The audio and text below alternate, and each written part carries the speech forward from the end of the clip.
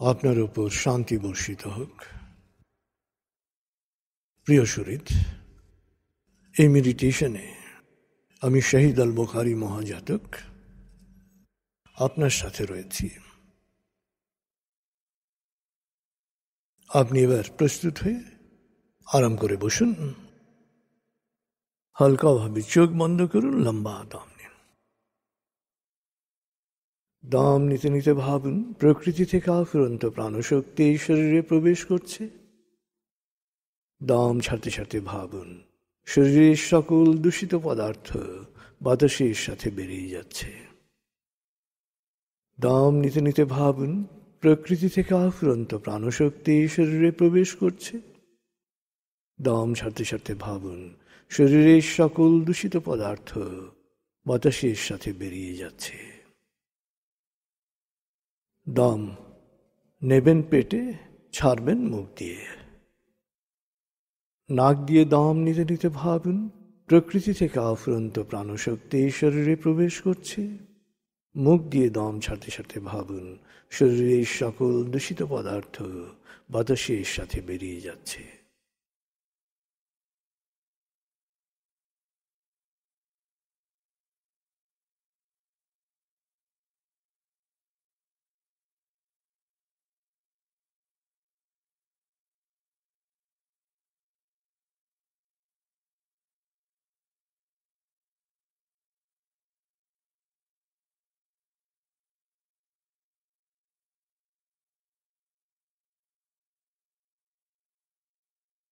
এবার দম স্বাভাবিক হতে দিন।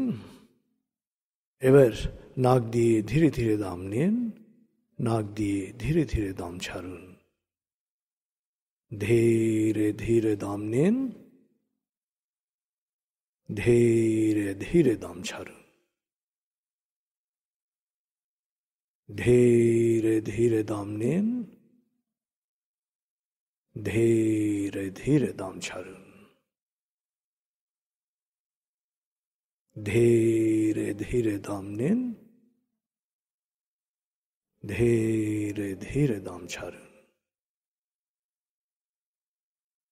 ধীরে ধীরে দম নিন, ধীরে ধীরে দম ছাড়ুন। ধীরে ধীরে দম নিন, ধীরে ধীরে দম ছাড়ুন। এবার দম স্বাভাবিক হতে দিন। আপনি এখন দম খেয়াল করুন।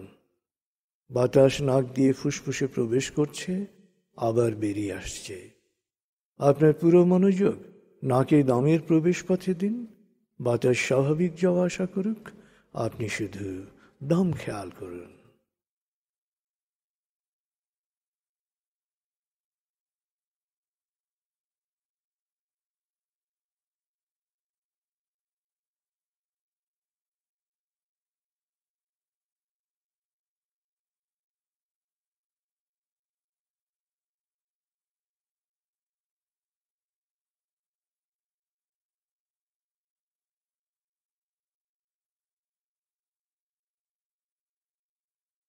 আরাম, আরাম, আরাম।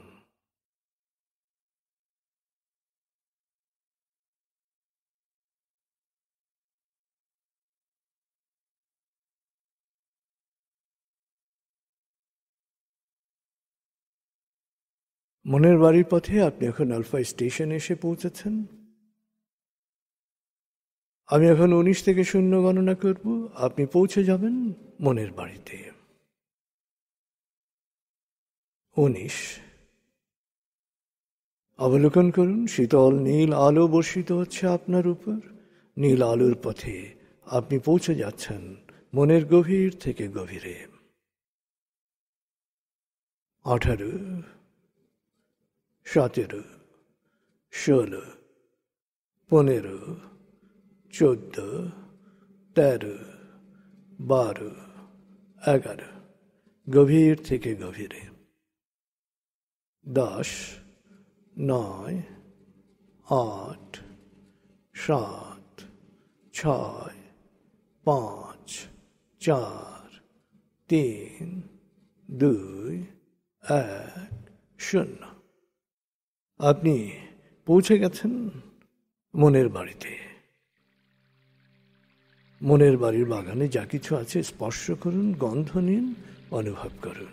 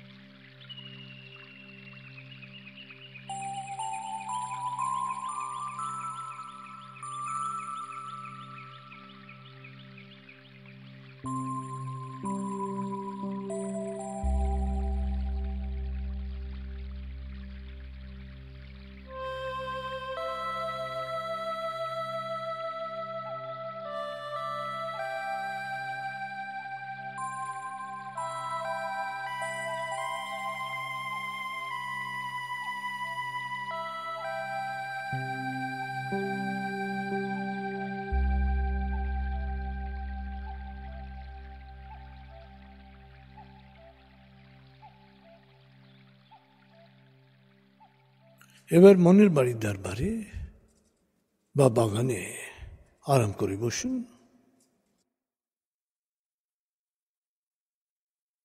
আরাম করে বসছেন আপনি। আপনি আস্তে আস্তে হৃদয়ের গভীরে ডুবে যাচ্ছেন।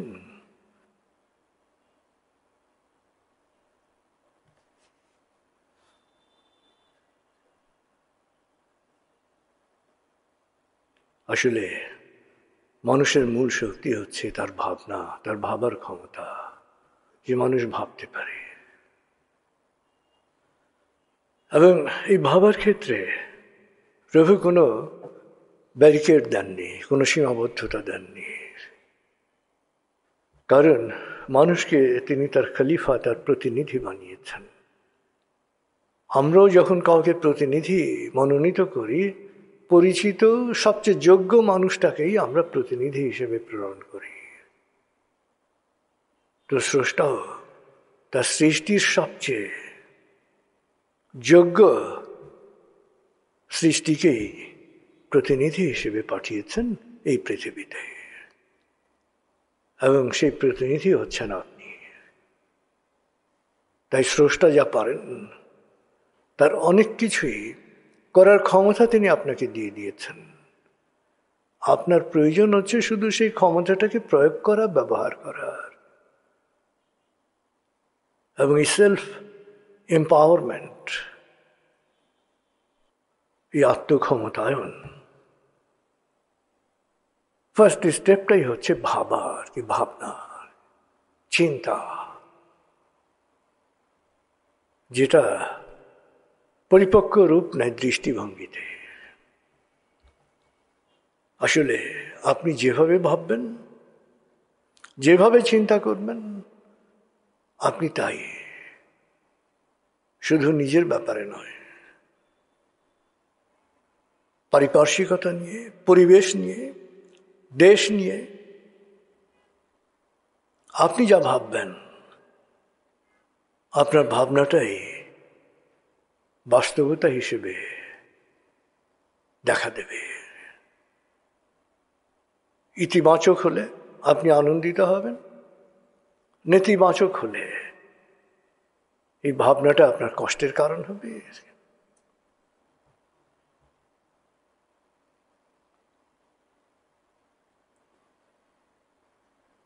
আসলে মানুষের জয় বা পরাজয় এটা নির্ভর করে এই ভাবনার উপরে। যুদ্ধ বলেন, সংগ্রাম বলেন, সংঘাত বলেন, প্রথম সে মনোজগতে জয়ী বা পরাজিত হয়, বাস্তবে ঘটনা ঘটে তারপরে। সুখ বা দুঃখ,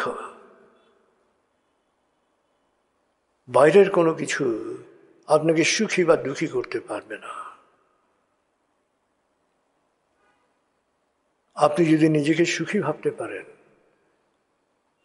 700 কোটি মানুষ আপনাকে কি দুঃখী বানাতে পারবে? পারবে না।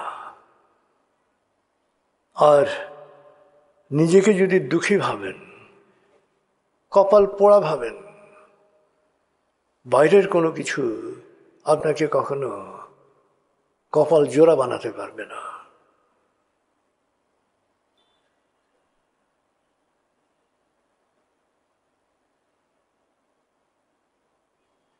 আসলে ধর্মীয় দিক থেকে যদি আমরা দেখি,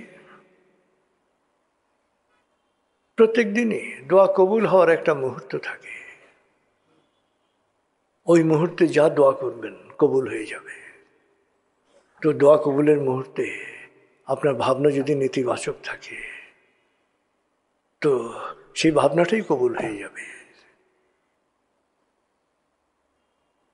বা দোয়া কবুলের মুহূর্তে আপনি যদি তন্দ্রাচ্ছন্ন হয়ে পড়েন, আপনার ভাবনাটাও তন্দ্রাচ্ছন্ন হয়ে যাবে। আপনার ভাবনা ভাবনার জায়গায় থেকে গেল, দোয়া দোয়ার জায়গায় থেকে গেল। অতএব কি ভাবছেন এটা ইম্পর্টেন্ট।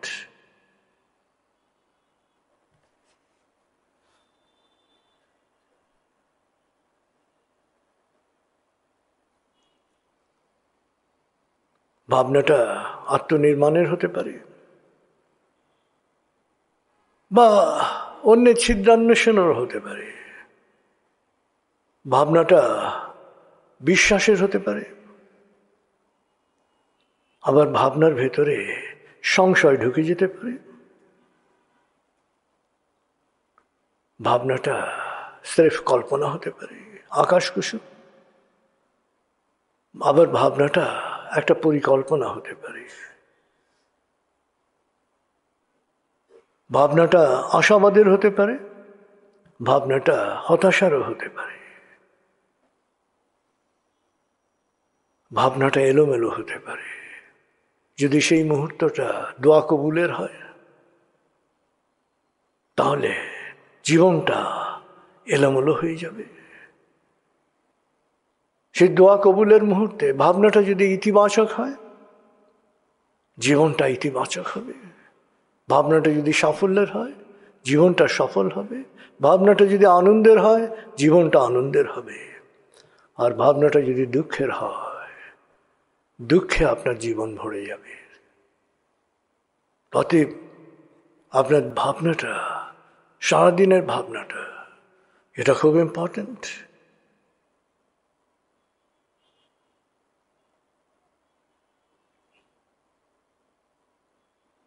এই জন্যে রাগ করবেন না,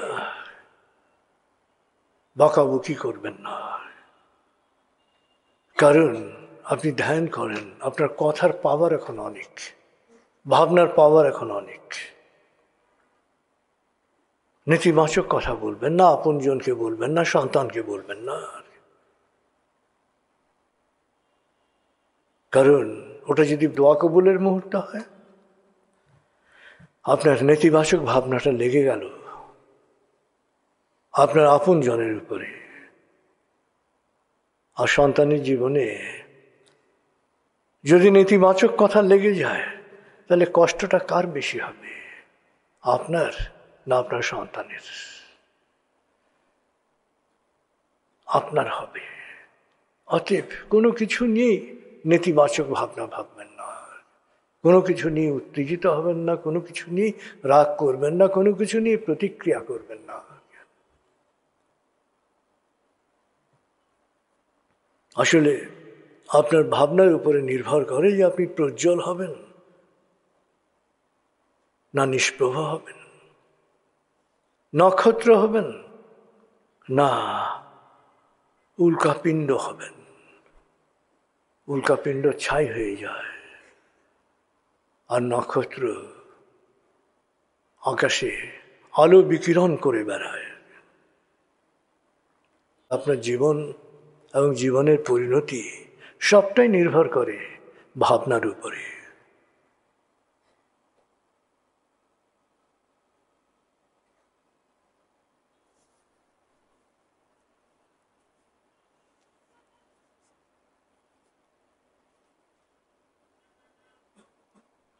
আসলে আমাদের অবস্থাটা কি? আপনি জিকির করছেন, প্রভুকে নিয়ে ভাবছেন, জিকিরে মনোযোগ দিচ্ছেন, কিছুক্ষণ পরে কি হচ্ছে? ভাবনাটা অপ্রয়োজনীয় ভাবনায় হারিয়ে যাচ্ছে, কথাটা হারিয়ে যাচ্ছে, প্রয়োজনীয় বিষয়টি হারিয়ে যাচ্ছে, ভাবনা বিক্ষিপ্ত হয়ে যাচ্ছে, ভাবনা অনিশ্চিত হয়ে যাচ্ছে এবং আপনি অনিশ্চয়তায় চলে যাচ্ছেন।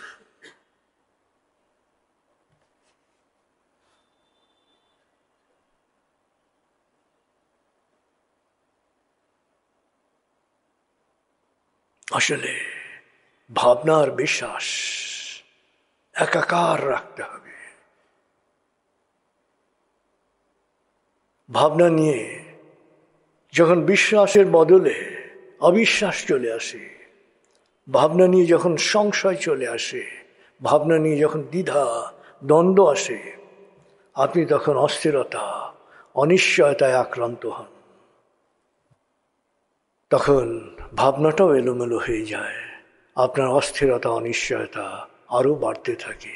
এটা একটা দুষ্ট চক্র। অতএব সবসময় বিশ্বাসকে প্রবল রাখবেন। এখানে কোনো দ্বিধা দ্বন্দ্ব সন্দেহ সংশয় কোনো কিছুকেই প্রশ্রয় দেবেন না, কোনো কনফিউশনের প্রশ্রয় দেবেন না। কারণ শয়তান তার কৌশলই হচ্ছে, যদি কাউকে ফেরাতে না পারো তাকে কনফিউজড করে দাও। আসলে একজন মানুষ জীবন যুদ্ধে পরাজিত হয় তখনই যখন সে কনফিউজড হয়ে যায়, যখন তার ভাবনাটা এলোমেলো হয়ে যায়, এবং তখন অনিশ্চয়তা তার মাঝে বাসা বাঁধে এবং সে পরাজিত হয়।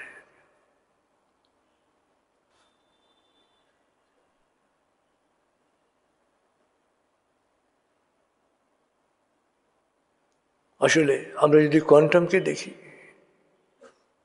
কোয়ান্টামের পুরোটাই তো ভাবনা। আমরা ভেবেছি, বিশ্বাস করেছি, আমরা বিবর্তিত হয়েছি। যে কক্সবাজারের রেল লাইন হচ্ছে, যখন আমরা রেল লাইনের কথা ভেবেছি, সেই 95, 96, 97, 98 অন্যরা একে আকাশ কুসুম কল্পনা ছাড়া, হাসি ঠাট্টা ছাড়া আর কোনো কিছুই মনে করেনি। কিন্তু আমরা ভেবেছি, বারবার ভেবেছি, বছরের পর বছর ভেবেছি, সম্মিলিতভাবে ভেবেছি। আজকে তো রেল লাইন বাস্তবে হয়তো শুধু সময়ের ব্যাপার। শুধু রেল লাইন না, আমরা ইলিশ নিয়ে যা ভেবেছিলাম, আমরা শুধু বলেছিলাম যে বৈশাখে ইলিশ খাওয়া বন্ধ করুন।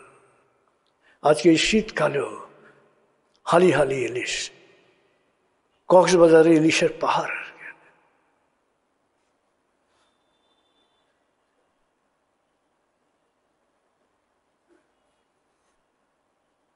তো আসলে ভাবনার শক্তি প্রয়োগের ক্ষেত্রে আমাদের অসুবিধাটা কোথায়? আমরা আসলে আমাদের ভাবনাটাকে ডাইলুটেড করে ফেলি চারপাশের ক্রিয়া প্রতিক্রিয়া দিয়ে, চারপাশের নেতিবাচক কথা দিয়ে, চারপাশের অপতথ্য দিয়ে, কুতথ্য দিয়ে আমরা আমাদের ভেতরের শক্তিটাকে হারিয়ে ফেলি চারপাশের এই নেতিবাচকতায় প্রভাবিত হয়ে। এবং সাধারণ মানুষ এই জন্যে তারা কনফিউজড হয়ে যায়, তারা বড় কিছু করতে পারে না। অথচ প্রত্যেকটা মানুষকেই প্রভু এই ক্ষমতা দিয়েছেন।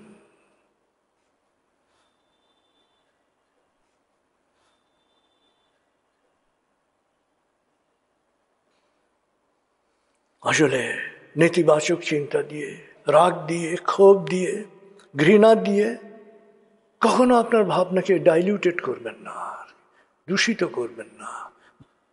ভাবনাকে দূষণমুক্ত করুন, পরিবেশ এমনিতেই দূষণমুক্ত হয়ে যাবে। যা ভাববেন বিশ্বাস, অটল থাকবেন, কোনো সংশয়কে প্রশ্রয় দেবেন না।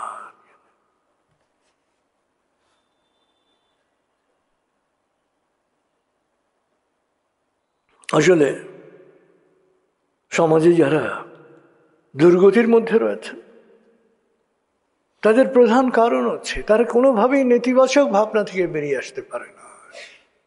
ইতিবাচক ভাবনা ভাবে, শুনে, যখন বিশ্বাস করে, কিন্তু নেতিবাচকতা আবার ইতিবাচক ভাবনাকে বিদায় করে দেয়, ঢুকে যায় নেতিবাচকতা। আর 9 মণ দুধ নষ্ট করার জন্যে চোনা না, 9 মণ লাগে না, 1 ফোঁটাই যথেষ্ট হয়।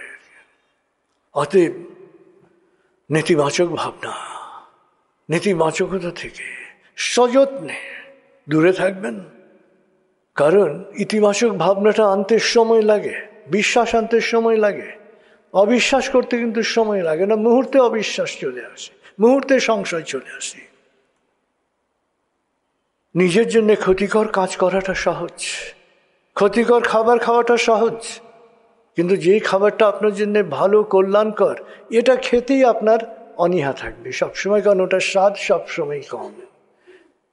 যে খাবারে কোলেস্ট্রল যত বেশি সেই খাবারের স্বাদ তত বেশি, আর যেই খাবারের স্বাস্থ্য যত বেশি সেই খাবারের স্বাদ তত সাধারণ। আসলে নিজের জন্য ক্ষতিকর কাজ করাটা যত সহজ, নিজের জন্য কল্যাণকর কাজ করাটা তত কঠিন। কিন্তু একবার যদি এই কঠিন কাজে অভ্যস্ত হয়ে যান, যে না, নিজের জন্য কল্যাণকর কাজে আমি অভ্যস্ত, ইতিবাচক ভাবনায় আমি অভ্যস্ত, আপনার ইম্পালস যদি সবসময় ইতিবাচক থাকে, আপনি প্রজ্জ্বল হবেন, আপনি নক্ষত্র হবেন, আপনি ধ্রুব তারা হবেন।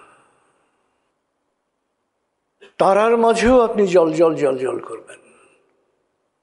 শুধু ভাবনাটাকে নিজের নিয়ন্ত্রণে রাখতে হবে। ভাবনার হালটাকে ভাবনার হাতে কখনো ছেড়ে দেবেন না, ভাবনার হালটাকে আপনার হাতে ধরতে হবে। যে না, আমি তাই ভাববো যা আমি চাইব, আমি তাই ভাববো যা আমি বিশ্বাস করব, আমি তাই ভাববো যা হলে আমি খুশি হব, আমি আনন্দিত হব, আমার শুকরিয়া আরো বাড়বে। আমার ভাবনাটাকে সেটার মধ্যেই আমি রাখবো।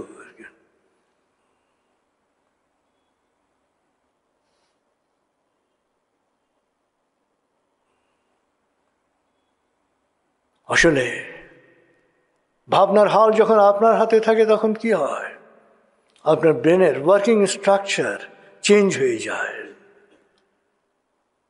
সমস্ত জ্ঞান যা স্রষ্টা মানুষকে দিয়ে দিয়েছেন তাই ব্রেনের মধ্যে রয়েছে, এবং এই ব্রেনের তথ্য ধারণ ক্ষমতা কত আমরা 20 বছর আগেও তা ধারণা করতে পারিনি। এখন নিউরোসায়েন্টিস্টরা বলছেন আপনার ব্রেনের কর্টেক্সের একটি ধুলো পরিমাণ, বালু পরিমাণ যে অংশ, সেই অংশের ডাটা সংরক্ষণ করার ক্ষমতা হচ্ছে 2000 টেরাবাইট। অর্থাৎ সারা পৃথিবীর সমস্ত ফিল্ম আপনি এটার মধ্যে একটা বালুকণা পরিমাণ জায়গায় সংরক্ষণ করতে পারবেন। এবং ব্রেনের তথ্য ধারণ ক্ষমতা হচ্ছে 200 এক্সাবাইট। 10 লক্ষ টেরাবাইটে হচ্ছে 1 এক্সাবাইট। তার মানে সারা পৃথিবীর সমস্ত ডিজিটাল কন্টেন্ট আপনার ব্রেনে রাখতে পারবেন। তাতে আধ্যাত্মিকভাবে, আত্মিকভাবে যোগাযোগ করার জন্যে আপনার শুধু আত্মনিমগ্ন হয়ে চিন্তা করাই যথেষ্ট। আপনার মেসেজ যেখানে যাওয়ার সেখানে চলে যাবে। শুধু হৃদয়টাকে পরিষ্কার করতে হবে, হৃদয়টাকে সাফ করতে হবে। আসলে আমাদের যে সম্ভাবনা এবং শক্তি প্রভু কতটা দিয়েছেন এটাই আমরা ভাবতে পারি না, যে কারণে আমরা খুব ছোটখাটো জিনিসের মধ্যে নিজেকে হারিয়ে ফেলি। খুব তুচ্ছ জিনিসের মধ্যে ডুবে যাই। হাদিস শরীফের 424 নম্বর হাদিসটি খুব চমৎকার। আল্লাহ বলেন, বান্দার ধারণা অনুসারেই আমি তার সামনে প্রতিভাত হই। সে যখন প্রার্থনা করে আমি তার সাথেই থাকি। সে যদি মনে করে আমি তাকে অনুগৃহীত করব, আমি তাকে তখন অনুগৃহীত করি। আর যদি সে মনে করে আমি তার প্রতি বিরূপ, তবে সেই বিরূপতারই সম্মুখীন হবে। অর্থাৎ যদি আপনি ভাবেন আল্লাহ আপনাকে অনুগৃহীত করবেন, তখন তিনি আপনাকে অনুগৃহীত করবেন। আর যদি আপনি মনে করেন যে আল্লাহ আপনার প্রতি বিরূপ, তাহলে আপনি সেই বিরূপতারই সম্মুখীন হবেন। এর পরের হাদিস 425 নম্বর। আল্লাহ বলেন, আমার বান্দা আমাকে যেভাবে কল্পনা করে আমি তার জন্য সেরকমই। তার অর্থ কি?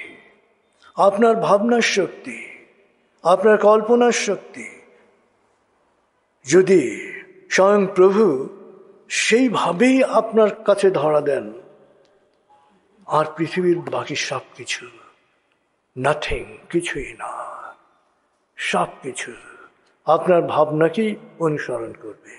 কারণ আল্লাহ আপনাকে পৃথিবীতে খলিফা হিসেবে পাঠিয়েছেন। এই জন্যেই আপনার ভাবনার শক্তি এত পাওয়ারফুল। এই জন্যেই সবসময় ইতিবাচক ভাবতে হবে। ব্যক্তি জীবনে, পারিবারিক জীবনে, পেশাগত জীবনে, সাংগঠনিক জীবনে সবসময় ইতিবাচক থাকবেন। যা চান সেটা আল্লাহকে সরাসরি বলবেন যে আমি ব্যক্তিগত জীবনে এই চাই, আমি সুস্থ থাকতে চাই, আমি টোটাল ফিটনেস চাই। টোটাল ফিটনেস, শারীরিক, মানসিক, সামাজিক, আত্মিক, সবসময় আল্লাহকে বলবেন যে আমি ফিট থাকতে চাই, তুমি আমাকে ফিট রাখো। সেই জন্য বলো আমি কি করব। আমি যদি না বুঝি আমাকে বুঝতে সাহায্য করো তুমি। আমি তো শুধু চেষ্টাটুকু করতে পারি, ফলাফল তো তোমার হাতে। আমাকে বলে দাও কিভাবে কাজ করব, আমি কি কাজ করব আমি সুস্থ থাকার জন্যে, শারীরিকভাবে, মানসিকভাবে, সামাজিকভাবে, আত্মিকভাবে। আমি তো ফিট থাকতে চাই, আমি তোমার গোলাম, তোমার গোলামি করতে চাই ভালোভাবে।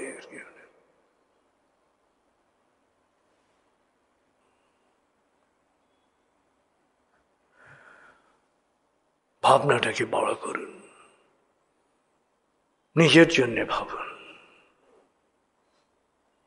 আপনার ফিটনেস, শারীরিক, মানসিক, সামাজিক, আত্মিক, এই ফিটনেস কি অবস্থায় দেখতে চান?